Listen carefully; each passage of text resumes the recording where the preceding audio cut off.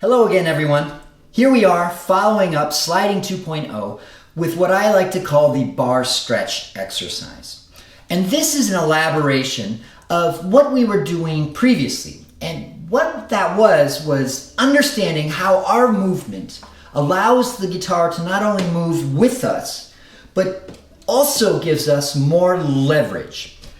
And this actually stems from a concept, an energy concept called unbreakable arm. And if you don't know it, you should go try it sometime with a friend. But definitely do the joint review before you do, just to make sure you're not doing anything that doesn't fall into like the general kinesiology of how to resist. But in Unbreakable Arm, there's a fun discovery there, and it has to deal with how you think. Basically, the concept is when you resist, you have less power than when you direct. So in Unbreakable Arm, what you do is like you're going to resist bending your arm the way it should bend, and you have someone who's going to push your elbow and while at the same time pulling the end of your forearm this way to make you move the way you should move. But you're going to resist the first time.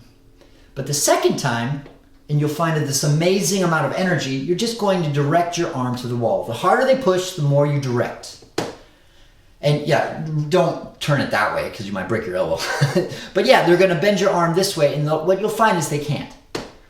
And that is the power of movement.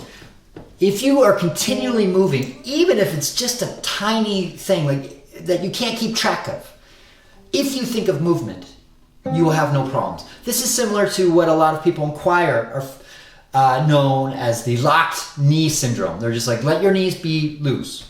The funny thing is, an observer, you don't really notice that they're actually moving the whole time. But if you lock your knees, you pass out. Kind of a similar concept.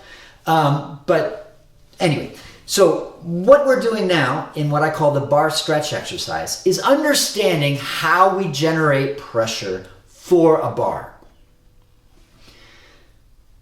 And it's a little counterintuitive. Most of the time, and this is how I learned a bar chord, you get this grip and you know you gotta keep pressure on all 6 strings, and then you gotta add this. Okay, I did that. And then the next step was, and then you gotta understand how to control the bar. Good advice, good advice. Still using the thumb kind of as a clamp, and okay, I only need 3 strings. Yeah, okay, got it. But one of the things I started realizing is that if you view bars like that, you get tired.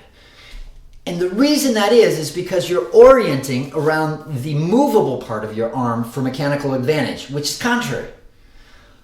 In order to get a really solid bar, you have to understand how to orient the bar around your mechanical advantage. And sometimes this is what's called in a distal position, as Abel Carlavaro talks about it.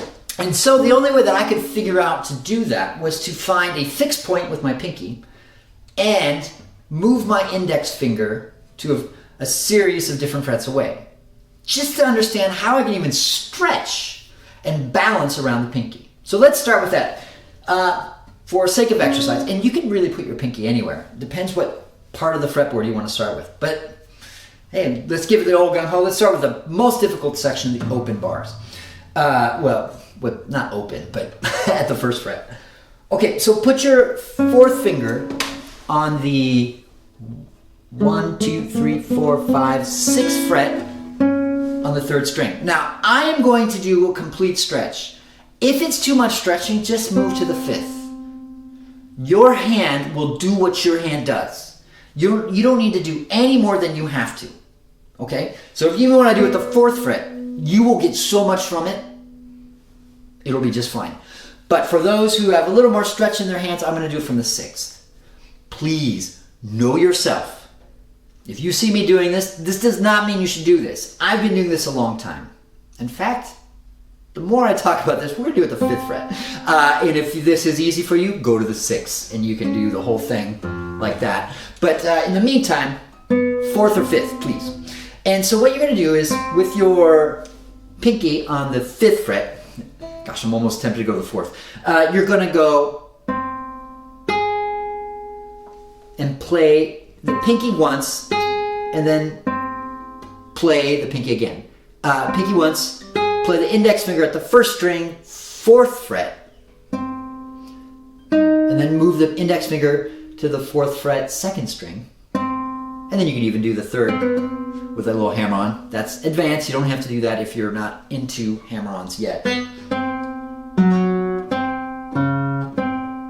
So again, I've got this pinky here.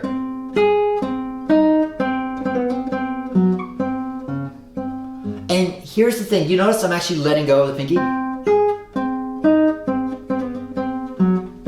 This is a staccato exercise that I got from Eli Shell Hudson, who teaches out at Western. And I love it because there's a release of the left hand that it helps us practice. And the more you practice it, the more control you have.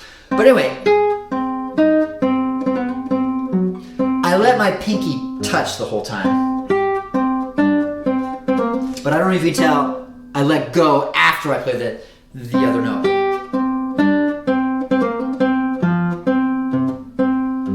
Then you do it on the 2nd fret.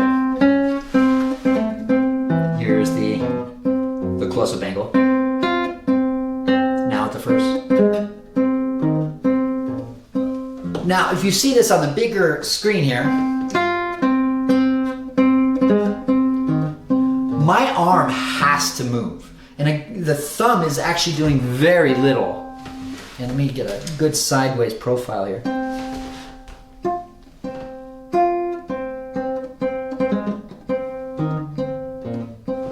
Here's the big view.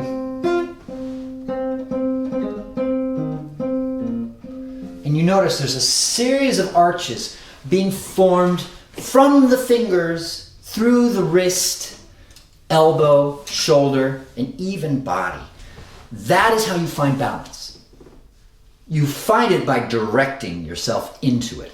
It's kind of similar to getting on the highway. You don't sit down and start calculating the speed of everything, not only the cars are doing, but your own car. You just know this car is moving here, I'm sending it on the freeway, and here I go. Different mode of thought. It's kind of like thinking about the second hand versus watching the minute hand go by. That's from Bill Conable. So let's do this again. So now with your pinky, you're like, how is this a bar exercise? That's a stretch exercise. Correct. But watch how it turns into a bar exercise.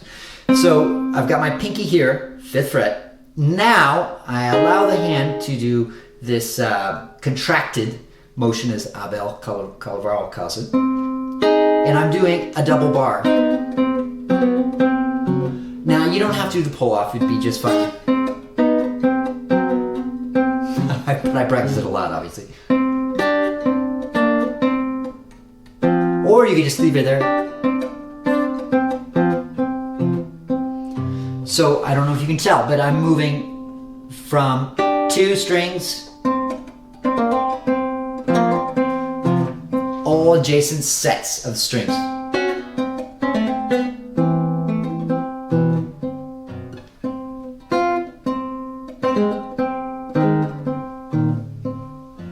I'm just going to slow down for a moment, thinking about a lot. How much time do I have to record? all these little logistics that we often think about with playing. And I like to tell you about it on the video to help you recognize, maybe I could also do the same. Just check in with myself, my breath. Where am I at? How much of myself am I with right now? And I'm going to come back to that pinky. Now I'm going to do sets of 3.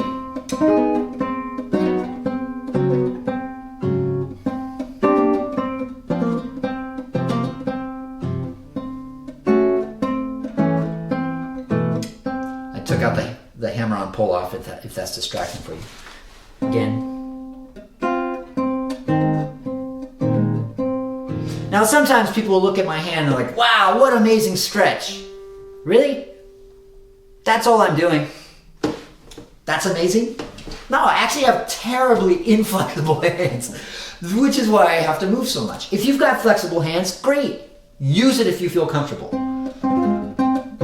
But this is coming from all the support that I'm getting from my body. And I'm kind of leaning into the camera so you can see it. but I'm also dialing in with my feet, and what Bill Connell used to call my butt feet. the sit bones in our bottoms. That gives us the balance point for sitting in conjunction with our feet. Okay, now let's do 4.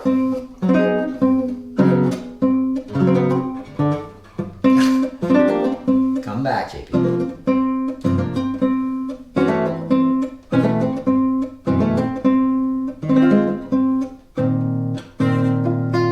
Notice that the first string rings just a little bit, but I'm also kind of getting in a distended position here, which is trickier. Now, you don't need to be exactly precise at the limits. What you're starting to discover is what you can and cannot do.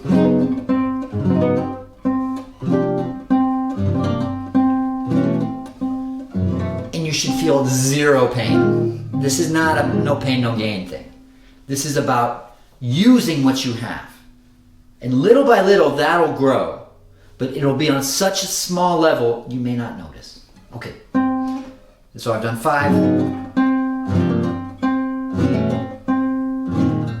Now you can change where the pivot is. You can even do it on this 6.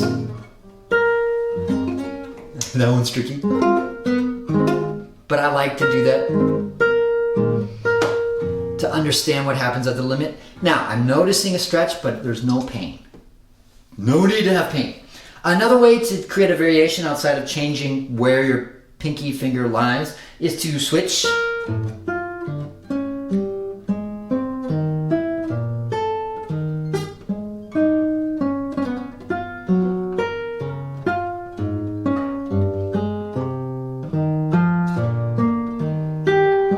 Sometimes I change the order, just get a little more contrary motion.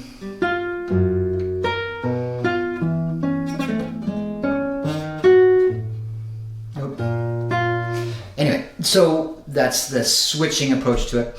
Hopefully that gives you some more ideas on how to expand your fretboard knowledge. But if you notice, your bars, as you orient around your pinky, become much different.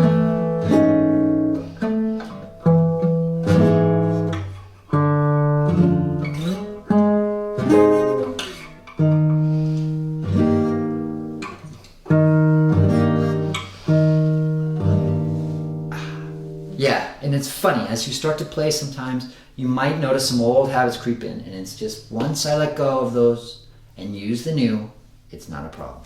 Okay, thank you so much. Let me know if you have any questions, and I look forward to seeing you in the next video.